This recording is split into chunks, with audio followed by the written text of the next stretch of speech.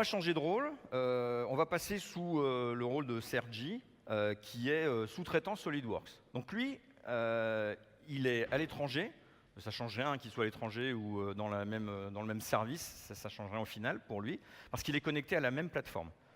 Il y est connecté avec des droits sécurisés, il a le droit à un espace de travail collaboratif dédié qu'on peut donner par sous-ensemble, par projet, par type de machine. Donc tout ça, ça se gère de la manière la plus logique possible. Il va prendre connaissance de ce qu'on lui demande de faire, il va traiter dans SolidWorks, donc il va faire vraiment une action de modification dans SolidWorks, et il va renvoyer pour validation. Et vous verrez que de toute façon, il n'a pas grand-chose à faire à part faire son travail de concepteur. Tout va être guidé. Alors, comme tout à l'heure pour les autres, il reçoit une notification évidemment dans la 3D Experience. Et comme il est sous-traitant et il ne travaille pas que pour nous, il n'est pas en permanence H24 connecté à la 3D Experience. Donc on lui envoie automatiquement un email. C'est un email qui est généré par la plateforme. Il reçoit un email avec un lien HTML, il clique sur le lien HTML et il est directement, on lui propose directement la connexion à notre plateforme Bluefield 3D Experience. Donc il a son petit dashboard, il a sa page de départ. Volontairement, il affiche son prestataire préféré, son donneur d'ordre préféré qui est Bluefield. Mais il appartient à une autre société qui est la société FTSC, Follow the Sun Consulting. Là, on est dans l'espace. Et puis lui, ce qu'il va récupérer, ce qu'il a l'habitude de récupérer, c'est les change actions, c'est les demandes de modification. Donc il les liste, là il n'y en a qu'une aujourd'hui, mais il les liste, il les a, et il a juste à les sélectionner et à travailler dessus.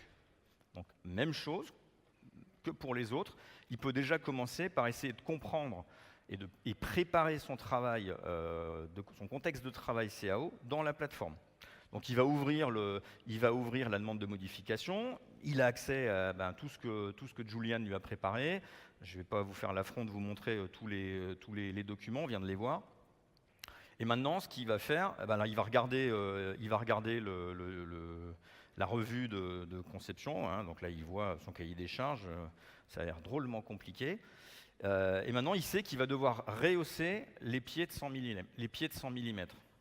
On peut imaginer qu'il se dit, tiens, c'est sympa, moi je vais modifier la structure des pieds, je vais les attacher autrement sur la protection. Il ne pourra pas le faire. Il ne pourra pas le faire, la plateforme ne va pas le laisser. Parce que la seule chose qu'il va pouvoir modifier, ce sont les pieds, je le répète. Donc maintenant qu'il a fait ça, il est dans la plateforme. On voit bien d'ailleurs que le CAD Master, la source CAO de ces éléments, c'est bien du SolidWorks. Et il va faire comme pour Julian, il va aller chercher son CAD préféré, et dans ce cas-là, c'est SolidWorks.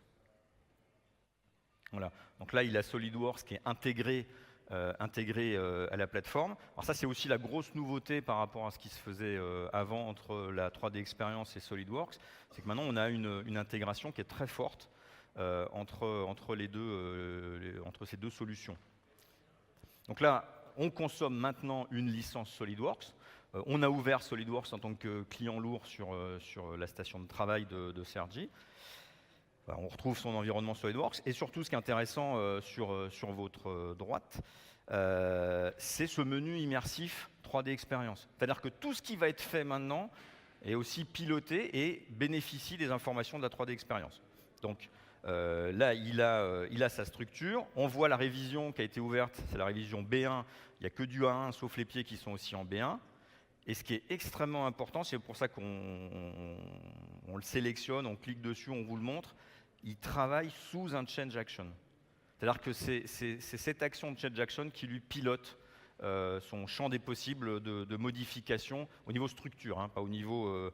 c'est pas nous qui allons lui imposer de faire une extrusion de temps ou de mettre une poche, un trou, etc. Ça, c'est son travail. Donc, il va commencer maintenant par se réserver, comme tout à l'heure, Julian l'a fait avec des données 3D Experience pures. Là, il se réserve ses données CAD SolidWorks. Et il n'est peut-être pas tout seul chez FTSC à travailler sur ce type de pièces qui sont peut-être utilisées sur d'autres machines, voire même chez d'autres clients. Donc, il se les réserve. La plateforme va donc verrouiller ces données. Il apporte les modifications qu'on lui a demandées. Oui, c'est aussi des belles modifications, là. On ne s'est pas moqué de vous. Voilà. En instantané, la plateforme, elle voit qu'il y a des choses qui ont changé. Vous avez vu les petites icônes, là, donc de toute façon, il va falloir enregistrer. Alors, là, ça paraît idiot, il enregistre en local, et ensuite, il va enregistrer dans la plateforme. Pourquoi? Là, on est sur une pièce qui est très simple, il aurait pu enregistrer directement dans la plateforme. Vous travaillez sur des pièces qui sont importantes, complexes, ou des gros assemblages. Il est intéressant de faire des enregistrements en local avant de renvoyer à la plateforme et à la base de données qui se trouve en France, en l'occurrence.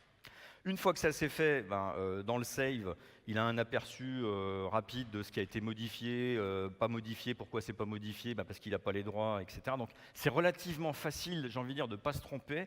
Et même si Sergi n'a pas envie de regarder toutes ces informations-là, il a juste à se laisser guider, j'ai envie de dire, il ne va pas faire d'erreur, pas faire de bêtises, à part éventuellement mal concevoir sa pièce en SolidWorks. Donc le travail SolidWorks, on va estimer qu'il est terminé. Et maintenant, j'ai envie de dire, la fin de l'action pour notre sous-traitant, c'est de dire, moi j'ai terminé, c'est fini, moi c'est bon, je renvoie.